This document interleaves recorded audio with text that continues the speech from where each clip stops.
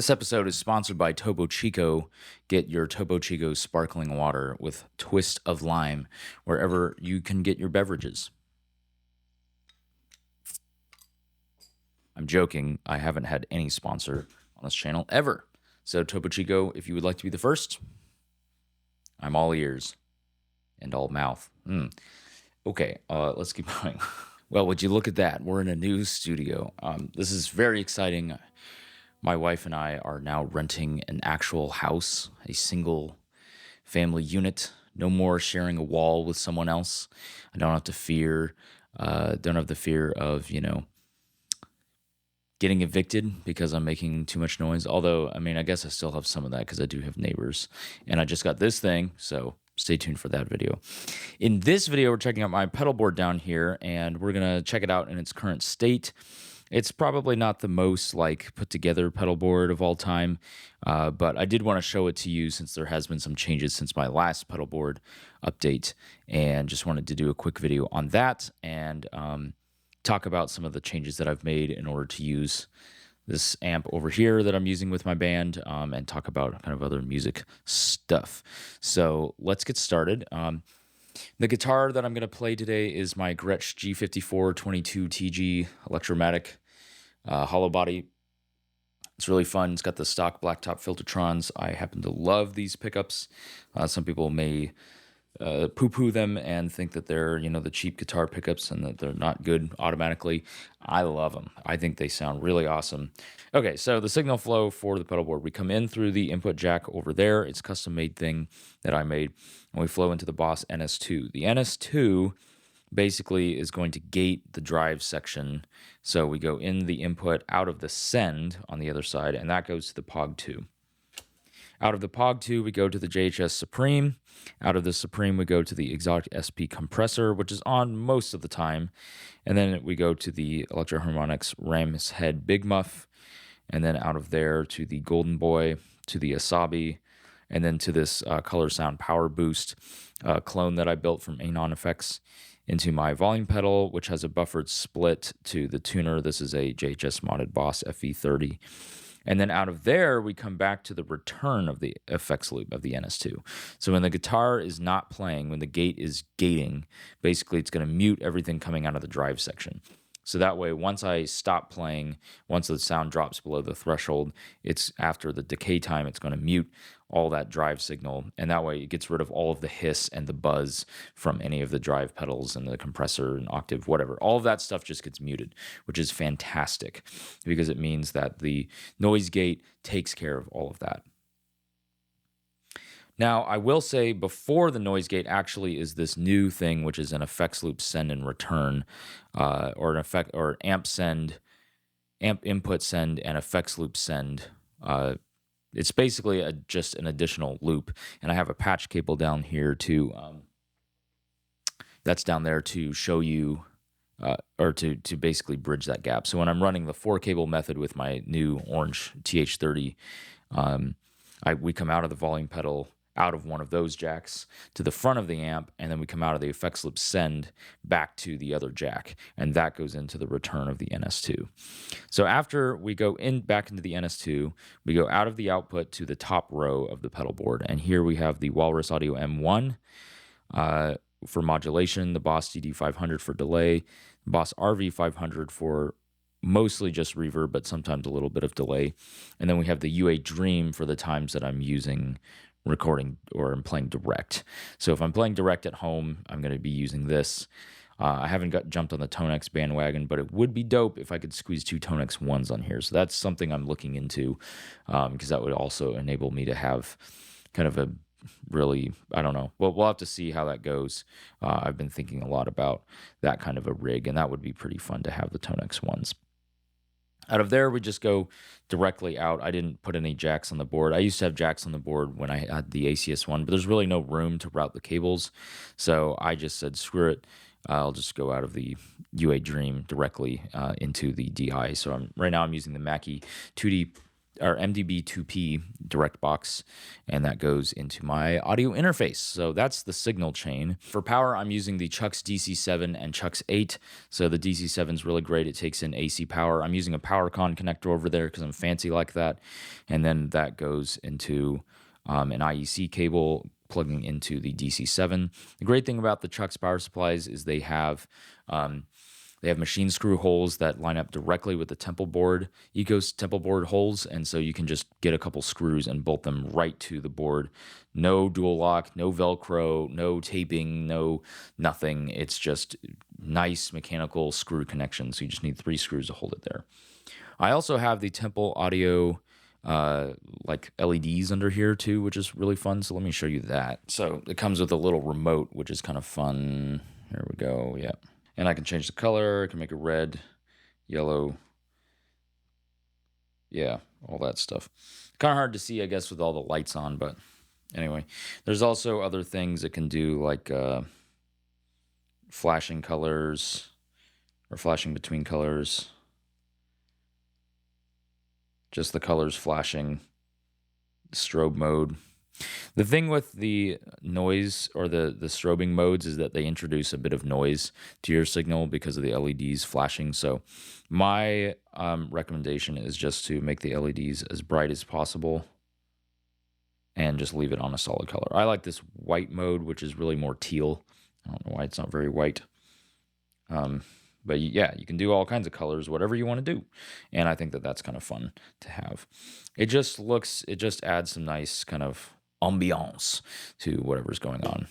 It was kind of a silly purchase, but yeah, whatever. Guitar is all about having fun, right? Okay, so let's talk about the different things on the board. Changes since last time. So the NS2 is new. Supreme is new. Pog 2 is still here. Golden Boy is still here. Asabi is still here. This is new. The Power Boost Ram's Head is new. SP and Volume and Tuner are still here. M1, I think, was here last time. Maybe not, actually. The 500 series are still here, and then we have the Dream. So if you want to, I've done reviews on most of these pedals, not the 500 series Boss ones, and not my Power Boost. You can see me do the build of the DIY Power Boost in a video here. So who's ready to hear stuff? Let's go. So we have the UA Dream. I have nothing else going on. The NS2 is on, so I'll show you how that works. You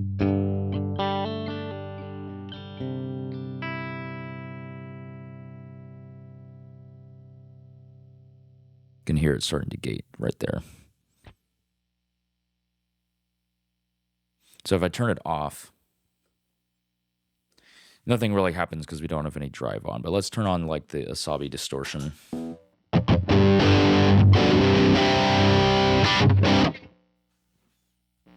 Right, you can hear there's a lot of noise. Say I turn on some other stuff. Ah, silent.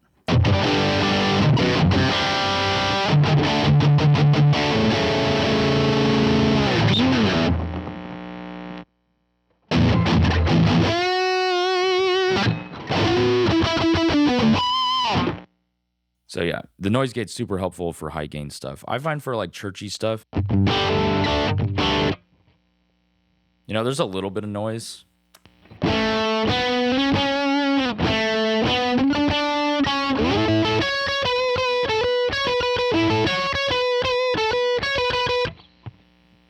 Like there's some, so it's nice to have because it just gates everything and just keeps things kind of clean and tight. So I like it. I like the noise gate. It's really helpful. It's really handy with higher gain stuff, especially like a dual channel amp or something like that. So that's pretty nice to have. It has a couple of modes. So you can adjust the threshold, obviously. So the threshold is like how much signal is considered too little to let through, basically. So the higher the threshold is, the more noise you have to make to open the gate. And as you can hear right now, I'm playing the guitar. You can hear it through the mic, but it's not really coming through unless I...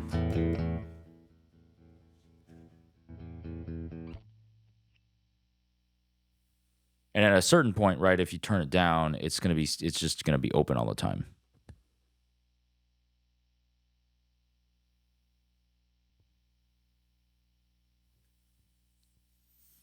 Or it's very sensitive, right? You can kind of hear it if I'm...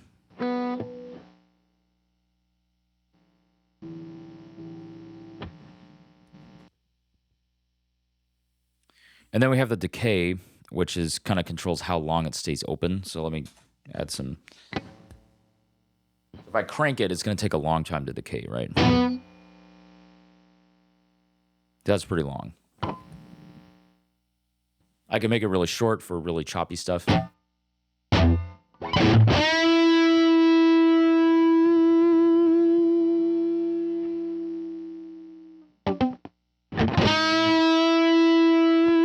Still works pretty well for single notes.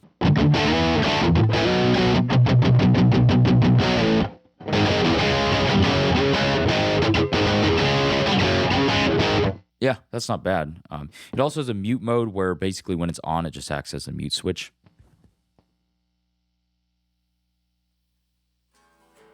So I can play all I want and no signal comes through unless I kick the button.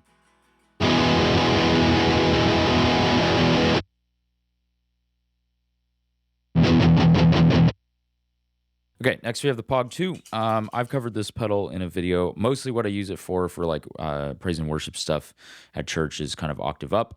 Sometimes I use octave down. I mostly use that in my band, but you can also do some nice volume swells and organy things as well. So let's do octave up.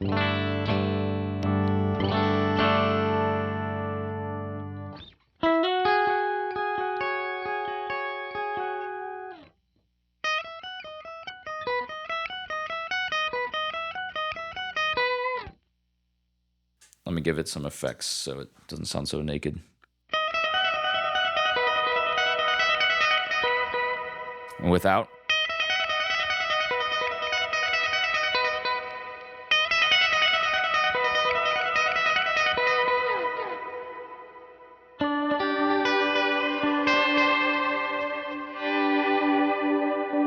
It's good for swells.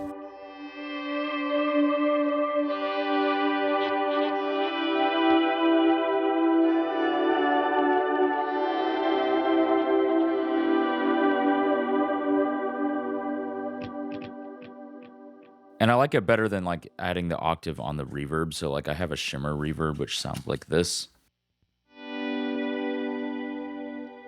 But it's like too like in the background, whereas like this guy.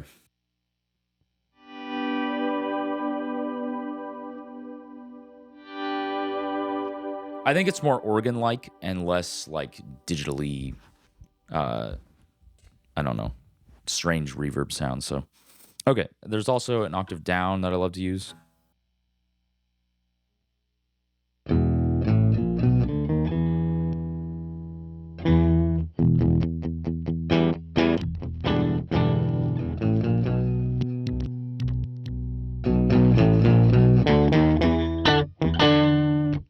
I like to use this for Makeshift Casual. There's a couple songs like Hardened. So in the bridge, there's like this part that's like.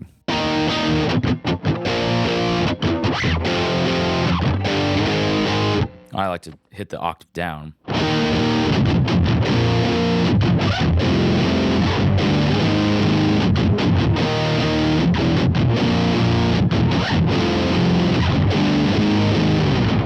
Just adds a lot of weight and kind of thickness to it just to make it extra angry and big sounding. So I think it's fun. I don't know. What other patches do we have? Ooh, this one sounds terrible.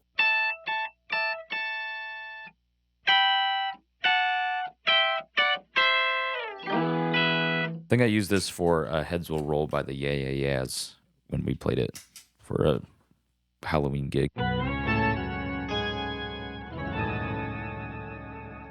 You can really lean into the organ stuff.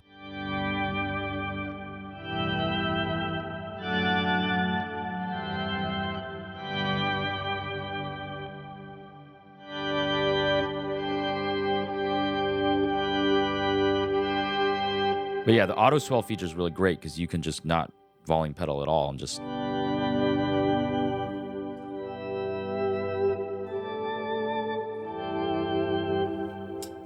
And I find you can also do it with the dry signal, just no octaves.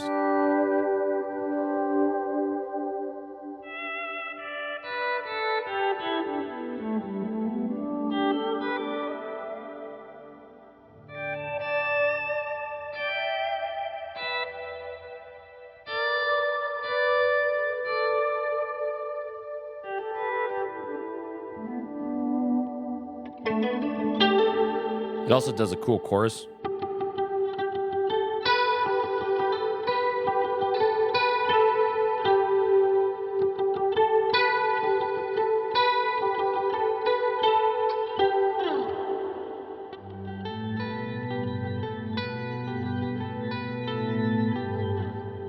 Anyway, super fun pedal. It takes up way too much space, takes up a lot of power, but I kind of love it, so it stays.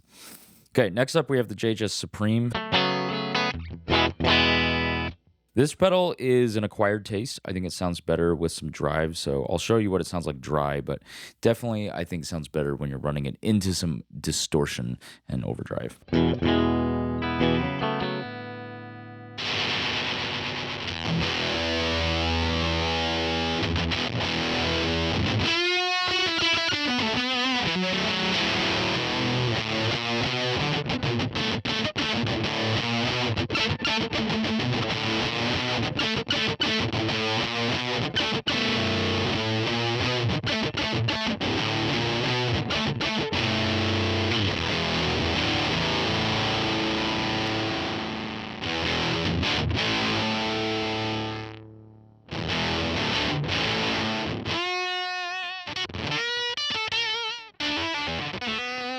It's very gated, so it has kind of a gated effect even without noise gate.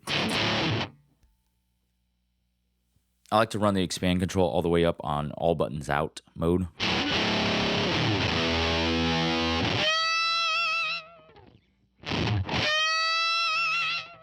Yeah, you can hear the sustain. There's no sustain. It has the scoop mode.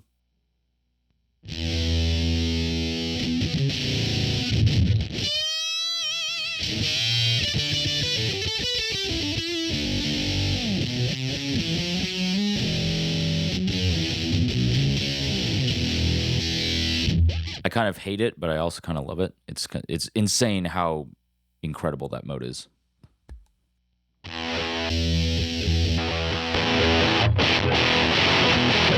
There's also the JHS mode, which adds a bunch of volume and mid-range.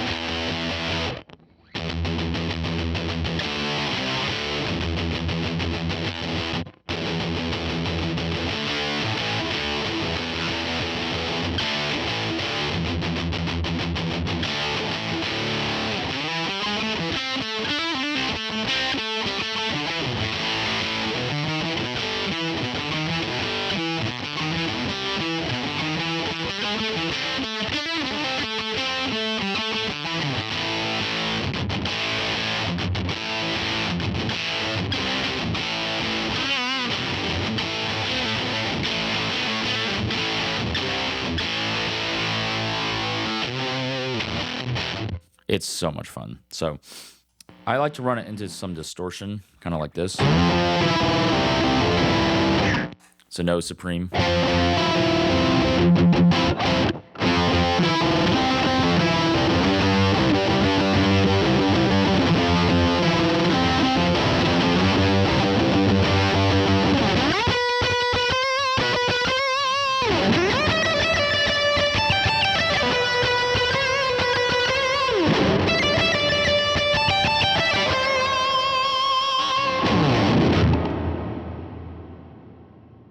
It's just incredible. It's just so much fun. So I love running it into distortion, into overdrive.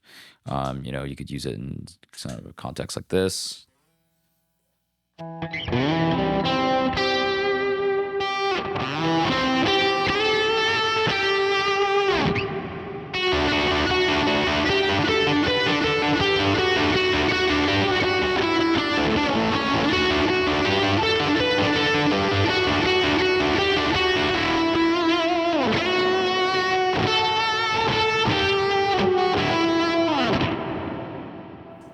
Mr. Brightside, I'm gonna get so many copyright strikes. Yeah, it's so much fun. It's like kind of like the Bit Commander, but more intense. Kind of like the Bit Commander's Octave Up, but just more intense. Okay, next up we have the Xotic SP Comp. So compression's something that some people get twisted up about. They're like, if you use always on compressor, you don't know how to play guitar. And then other people are like, if I don't have a compressor, I'm not playing guitar. It's like, dude, just get your compression from the amp and then add a little bit more from this guy, and it levels things out. When I'm playing with an amp that isn't at it in its zone, like when I'm playing with my Ampeg over here, usually I can, if it's in an ISO box, I can turn it up to the point where we get the power tubes compressing. And when I play live, I can usually do some of that. This amp, I just played with it for a gig 2 days ago, and it was outside, and I turned it to like 9 o'clock on the volume of the clean channel. Pretty much no compression. It wasn't compressing hardly at all. So the compressor was a must-have because it just helps control the dynamic range, so it's not like, you know, not such a big jump between the quietest and the loudest note. It helps you be heard. You should still pick really evenly, but it can help you be heard in a way that isn't without destroying your tone too. So I like this one because it has a blend control, and that really makes it sound natural still and not overly compressed. So let me show you that.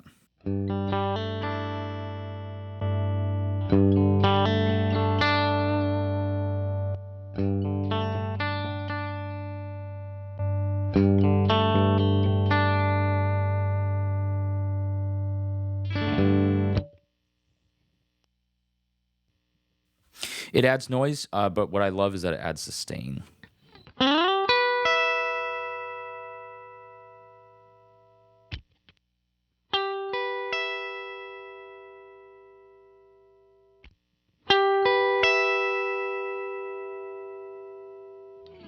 It's definitely giving a little chirp on the beginning of the note from the pick.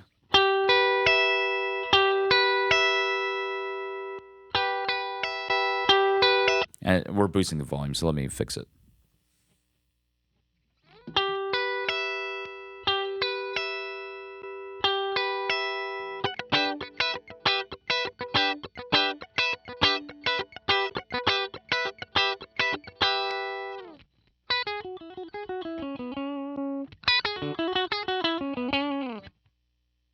It just evens things out, makes it sound really nice. I think for practice, you should practice unplugged. If you're practicing scales and parts and stuff, you should try to practice with less compression. But it really just helps to just keep things, brings that dynamic range just a little bit, makes it a little bit more pro sounding, makes it sound a little better. It has 3 compression modes, low, medium, and high. If you go to medium, you can hear that noise floor come up.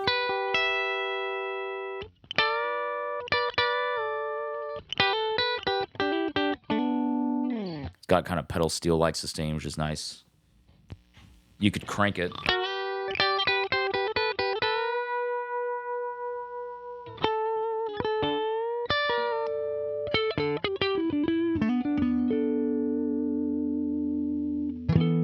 It's addictive.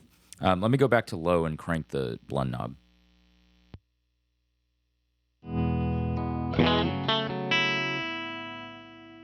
So there's no compression.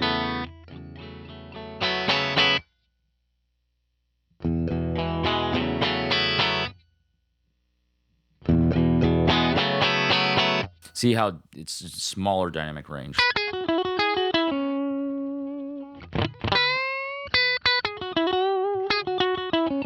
But with the blend all the way up, you can really feel that compression. You can really feel the attack of the note being very compressed, right? It sounds like a compressor. But with the blend at halfway, you still get that natural attack. Like it's altered a little bit. But you get a little more sustain, and it sounds really great. So for church stuff, always on. Rock stuff, on for cleans.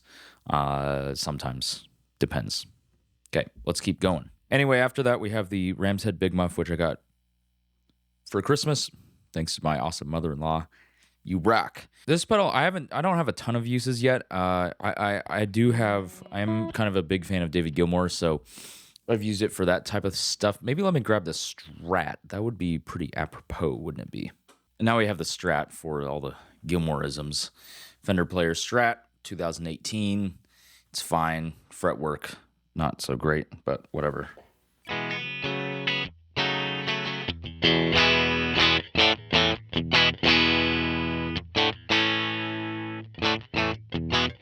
Tone knob can roll down a little bit.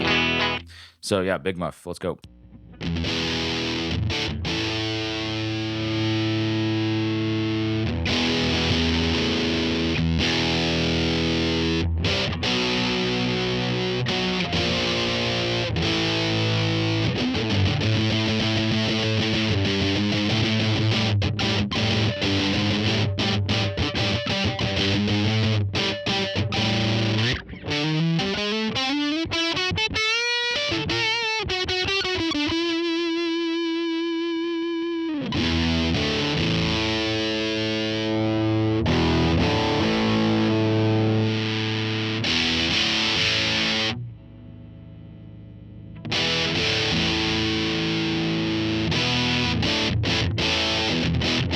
It just sounds fun. It's really great.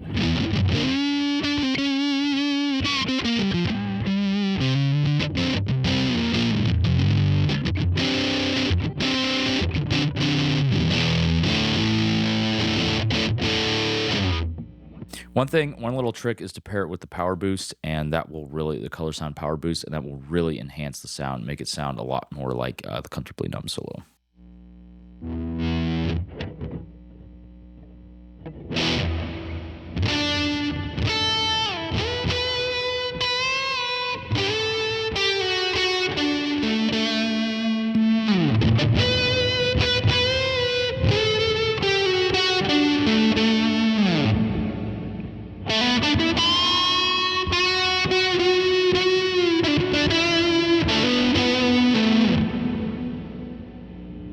A little bit more drive from the power boost.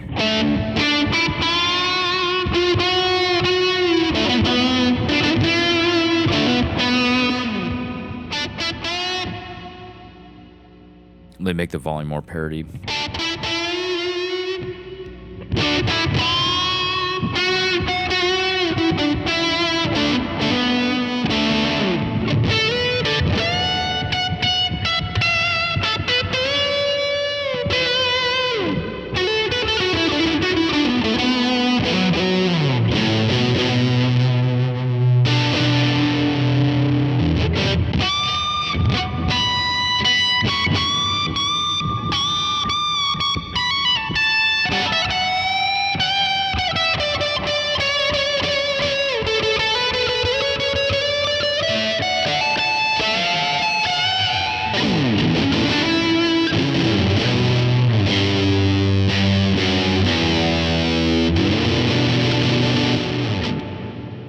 So mostly it's when I want to pretend to be Dave, but I do like the Smashing Pumpkins and other stuff from the 90s, so trying to get into using it for riffs and stuff, but I haven't used it a ton, honestly, but it's really fun. Okay, next up we come to the Jackson Audio Golden Boy, and this is my #1 drive for like church stuff.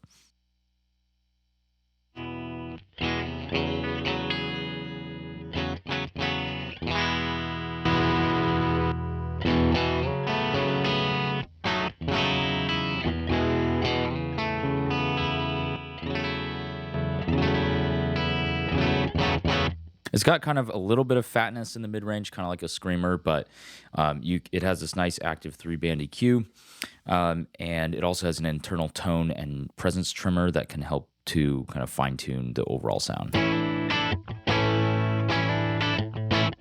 If I recall, I turned down the presence quite a bit because in its natural state, it's a bit fizzy, so it just brings down some of that fizz, turn down the tone control a bit.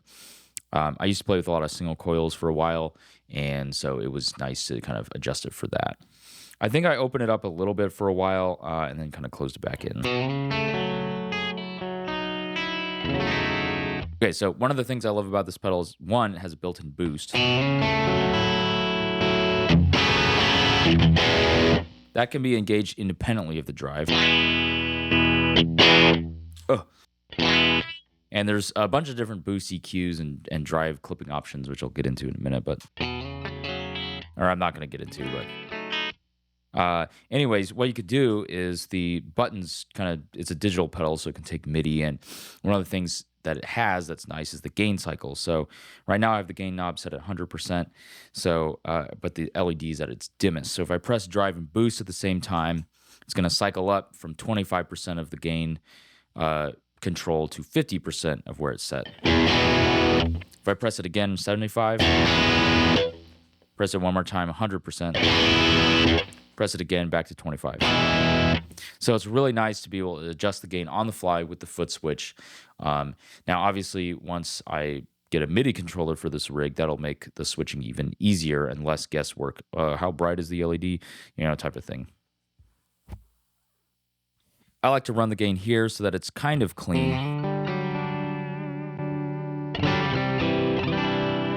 Kind of edge of breakup for most stuff at church is kind of where I like to be clean. This is my clean tone.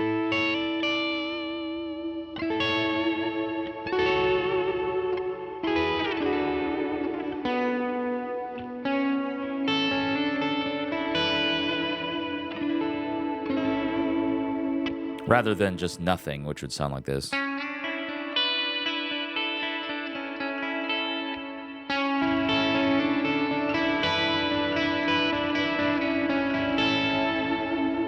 Just has a really great sound. So anyway, this thing is based on the Blues Breakers, designed in collaboration with Joey Landreth. It also has different clipping options, so you can hold down either the drive or the drive foot switch, and you can go between, like, this is 3 silicon diode asymmetrical clipping, 4 diode symmetrical clipping, 2 LED symmetrical clipping, and then 4 diode symmetrical clipping, tube screamer style.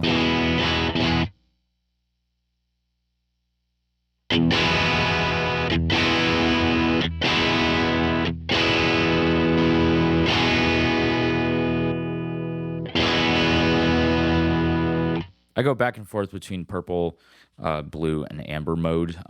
Amber mode is more LED. It's a little more raggedy. Purple and blue are smoother. And then the boost, it can have this tailored EQ mode, or if you hold it down, you can switch to full frequency, treble boost, mid boost, or tailored boost.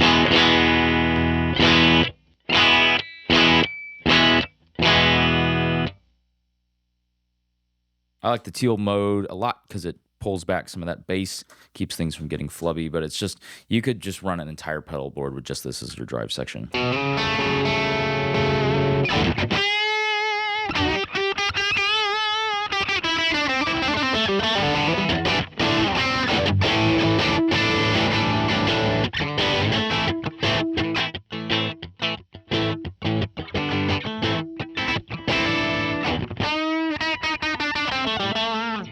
Next up, we have the Asabi. This one's kind of here for now. I'm not really sure. Literally a couple days ago, I had the BEOD in this spot, so I kind of keep going back and forth. I can't make up my mind with this. But anyways, it's kind of like an Marshall Governor Shredmaster, something like that circuit in here on this side.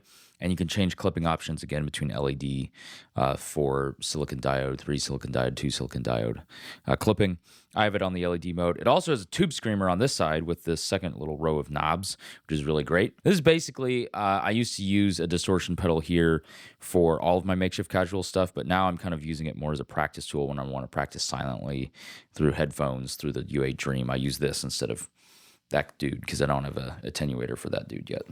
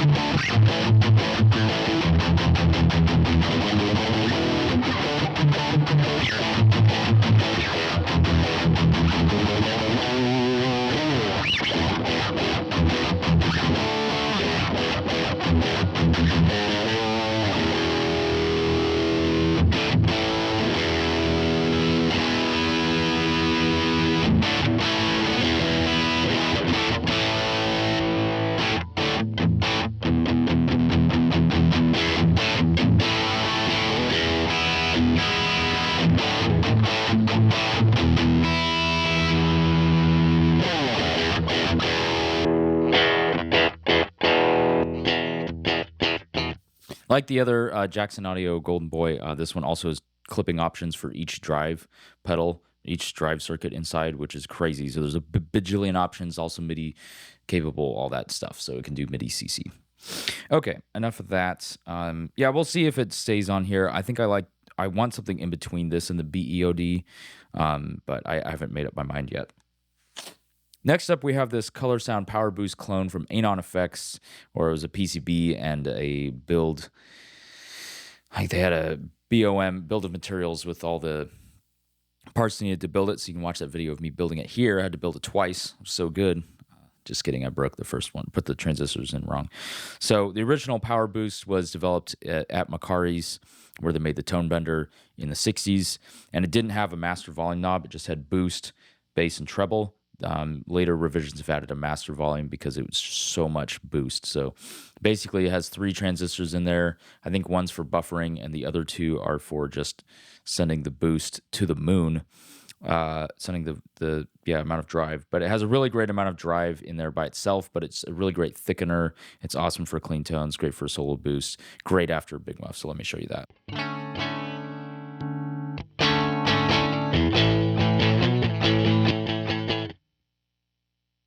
Oh, and the knobs are unlabeled right now. So we have volume, drive, bass, and treble. I'll try to put that on the screen too.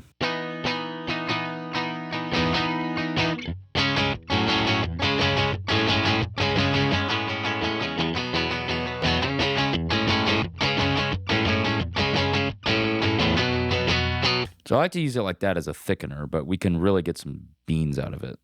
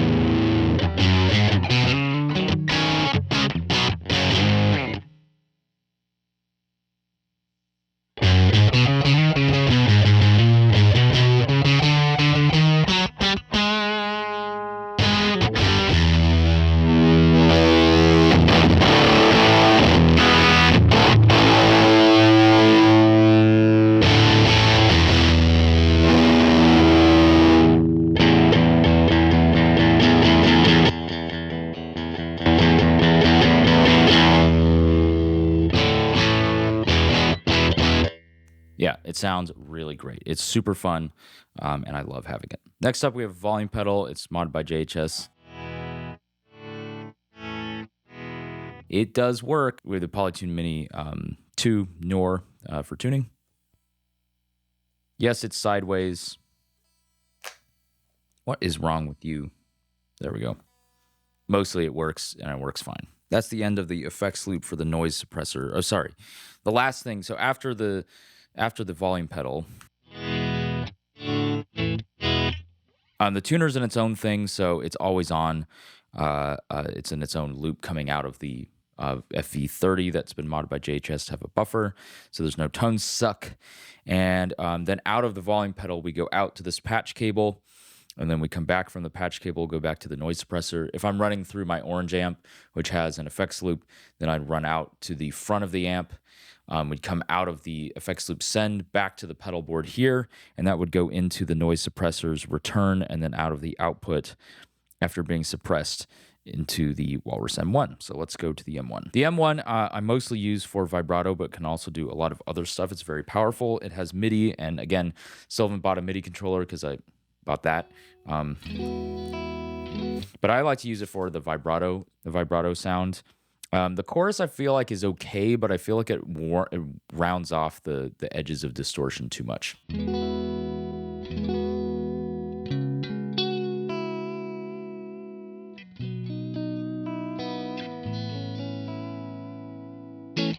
I rarely play like completely dry, so usually if I'm using like a little bit of, I go to a less crazy amount of verb.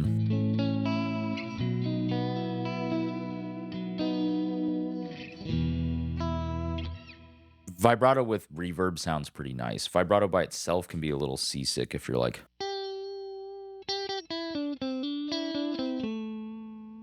huh, what is happening? One cool thing about this pedal is you can hold down the tap button. It does this skip thing.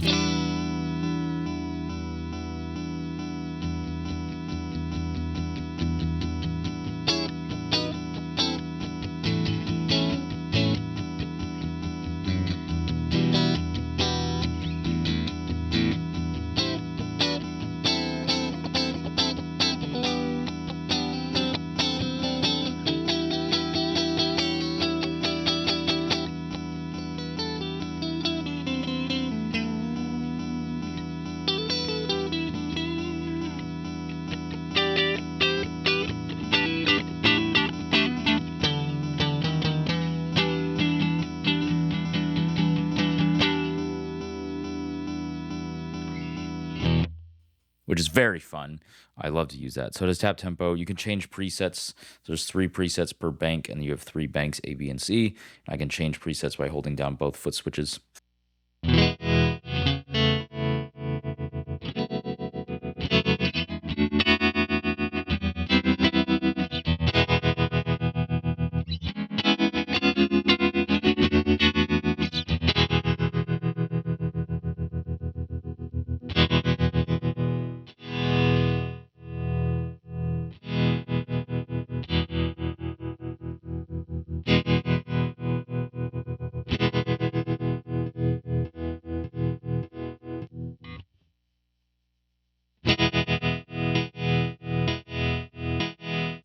I don't know why the skip thing keeps hopping to a different tempo. Anyway, can do tremolo really nice. Let me show you that chorus.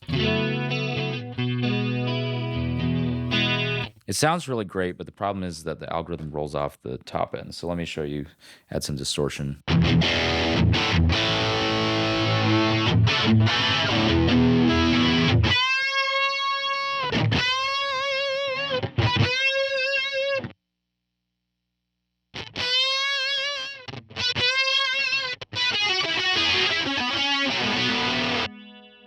You might like that. I don't like it that much. So it's better for clean stuff, but I don't know. So it's a minor quibble.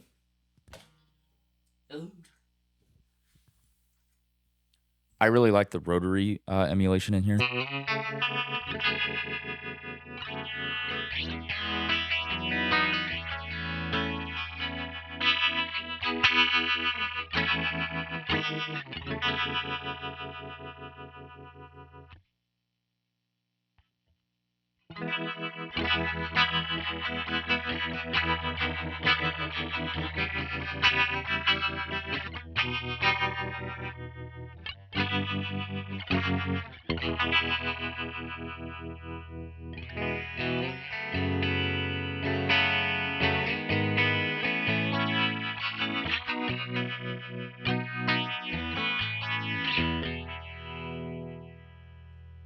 And in the rotary mode, when you hold down the foot switch, it like breaks the rotor or stops the rotor. B-R-A-K-E-S, not B-R-E-A-K-S. More intense vibrato. Even more intense vibrato.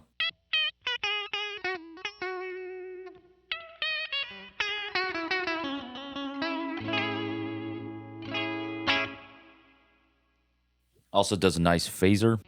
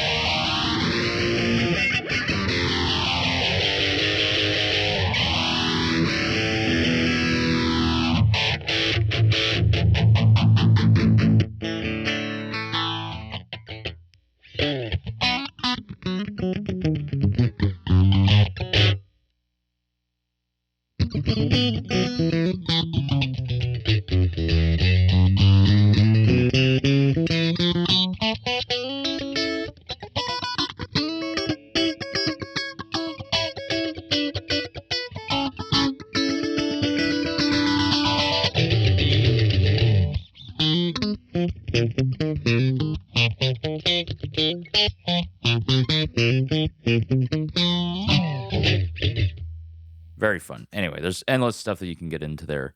I wish it had a dedicated flanger mode, but you can kind of get one out of the chorus. Boss DD500, I use this for delay. It's really great. I like to store set lists in it. For church stuff, I kind of have a couple of modes that I like. I like the tape mode for like kind of main dotted eighth.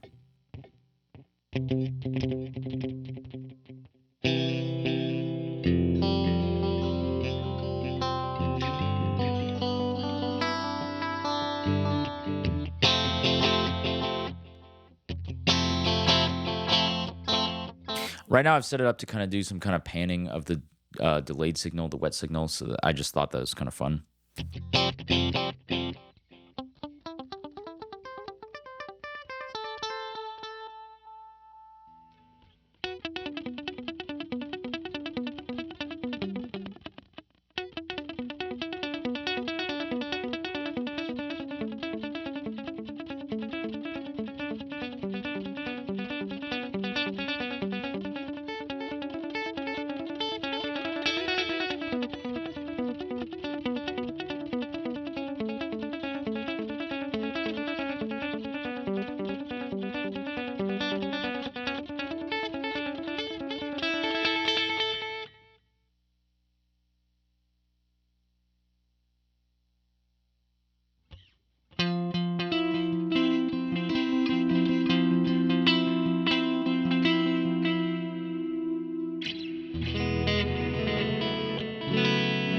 So it's pretty like intense delay. And then I also have this swell setting, which is on the quarter. So it's analog and it's much more present. So it's really great for swells because you can.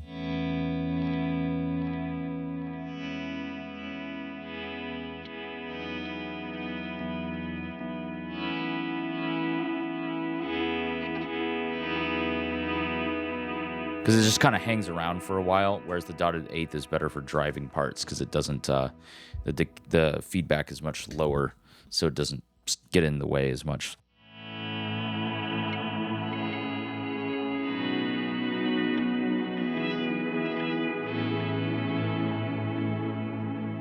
Oh, that's just lush, just having all of those delays, both those delays. So I have tap tempo. Again, it's MIDI controlled. I like to store sets, different things in there. It can also do other stuff. Let me find something good in here. Aha, there it is. Can do a nice slap.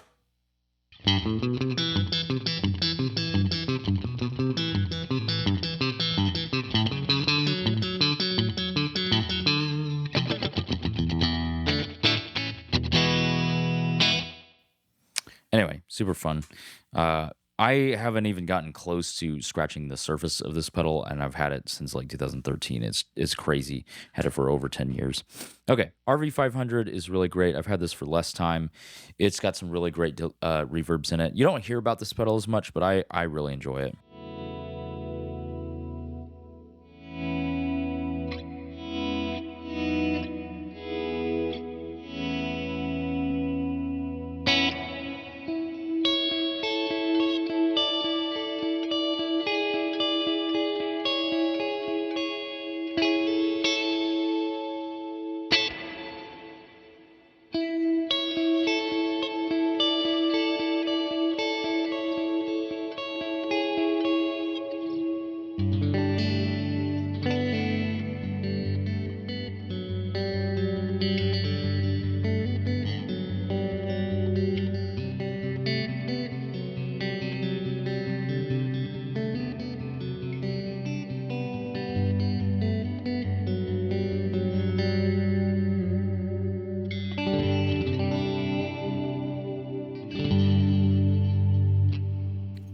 So I have kind of those two hall modes for most church stuff, and then I also have this shimmer mode, which I don't love, but if you dial down the tone of the shimmer, or the octave, and turn the level down really far, then it can kind of work.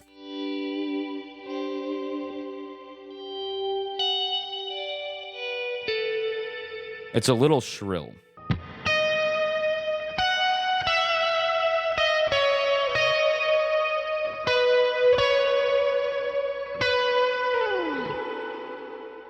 It just has this kind of like plate, like kind of metallic sound overtones that I don't love. So I'm not sure what to do about that.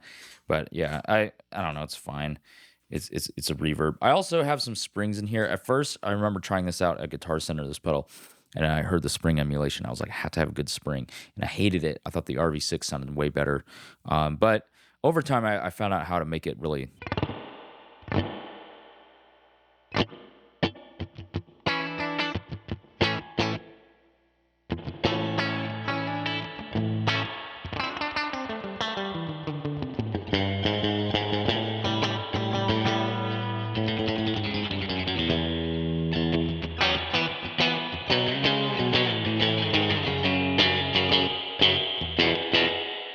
I mean, it's probably not going to make Mick Taylor or Brian, what's his name? The 60 cycle hum guy excited, but for me, it gets close enough to where it kind of just works for me. So, trying to learn the plate modes a little bit more, but yeah, I don't know. I'm not a big plate guy. Guess I am using it for makeshift casual. It also has delays in it, which is very cool.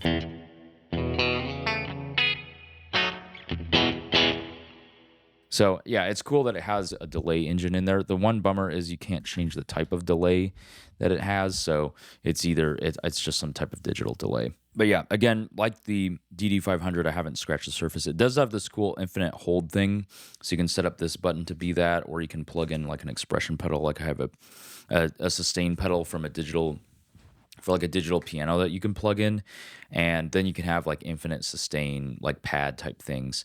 So I really need to experiment more with that, especially for church stuff. It would be really great.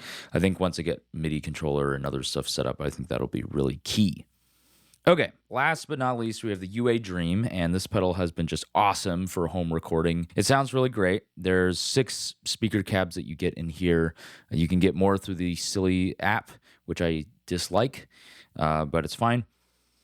I like the EV speaker. It seems to work the best, and I can cycle through some cabs real fast. We'll use the Golden Boy for drive.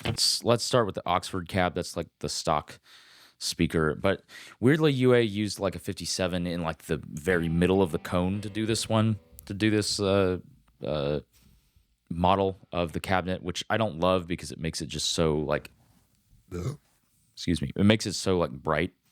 But I don't know, there's tricks to get around it.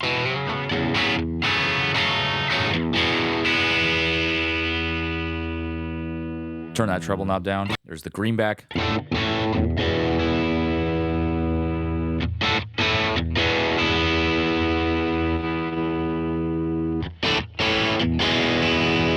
The EV, which is my favorite. Creamback.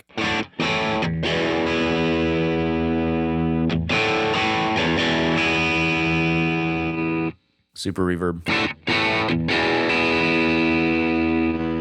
And JBL.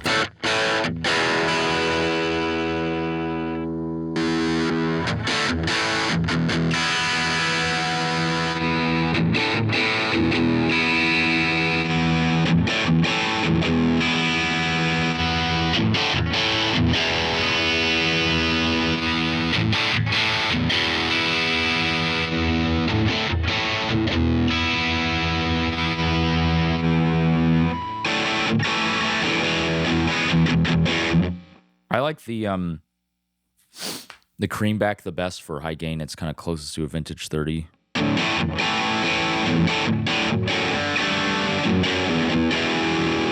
Maybe someone's going to disagree with me on that one, but anyway, I enjoy it for that. I like the EV for other stuff. The greenback can be really nice if you find the right balance.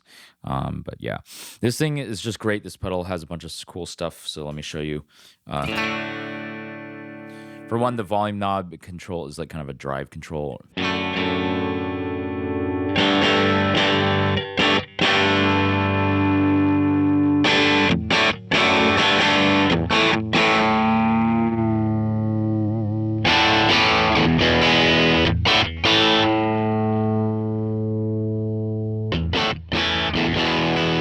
It also has a boost.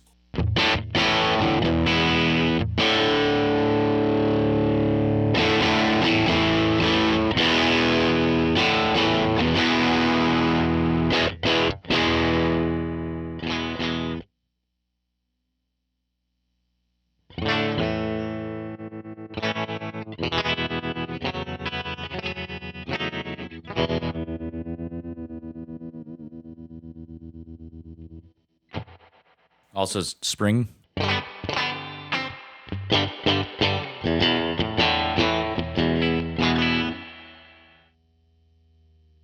Yeah, and there's other stuff. You can save presets. You can change what the foot switches do. So it's a super versatile pedal. I find this pedal is really great at doing the deluxe reverb thing, and that's pretty much it. And it kind of gives you a deluxe reverb literally in a box with no other weird stuff. I wish you could load your own IRs, but I think all the people who complain about the speaker cabs, just pick one, go with it. You'll be fine. They sound fine. You can make the EV or the greenback or the creamback work in pretty much any scenario.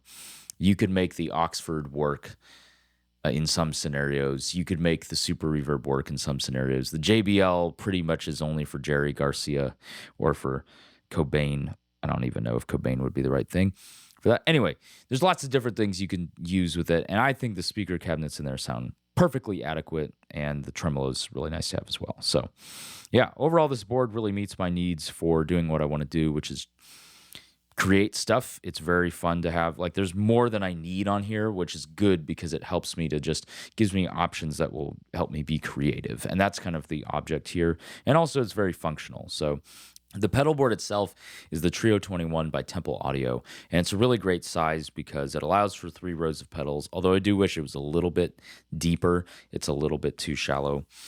But it allows for 3 rows of pedals roughly, and it's not too wide, so it doesn't take up too much space. So the case is nice and compact, fits in my car well. I can pack a lot of great pedals in here. Yeah, some of them are packed a little too tight. I would like some space in between these 3 on the top.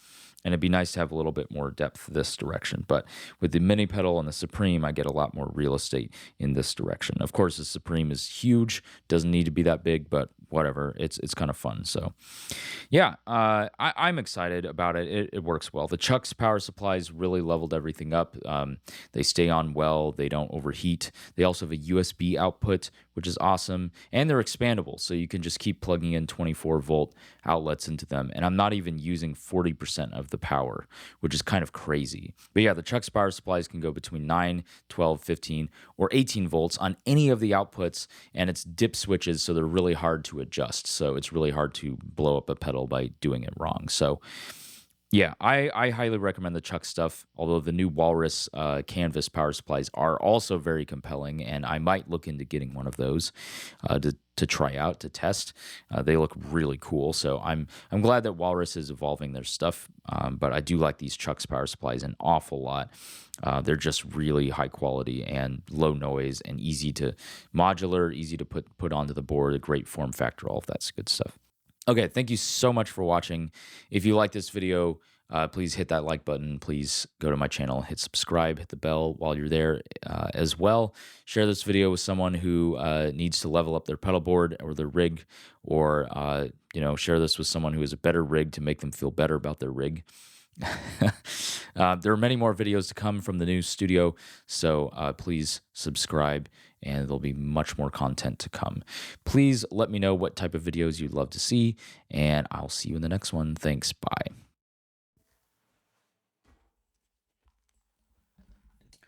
Whoo-wee.